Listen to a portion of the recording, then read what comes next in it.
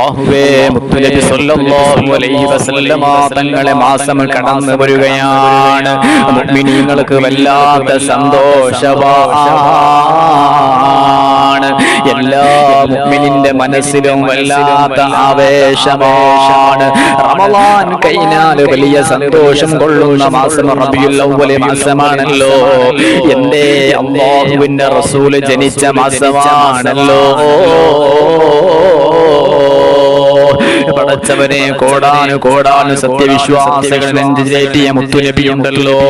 റസൂലുള്ളാഹിന്റെ രൂപമില്ല, സൂപമില്ല, ഫോട്ടോമില്ല, ചിത്രമില്ല, ഛായാചിത്രമില്ല, ഒന്നുമില്ലാതെ കോടാനു മുസൽമാന്റെ ഹൃദയത്തിൽ സ്ഥാനം നേടിയോ അഷ്റഫുൽ ഖൽഖ് നബി മുഹമ്മദ് മുസ്തഫ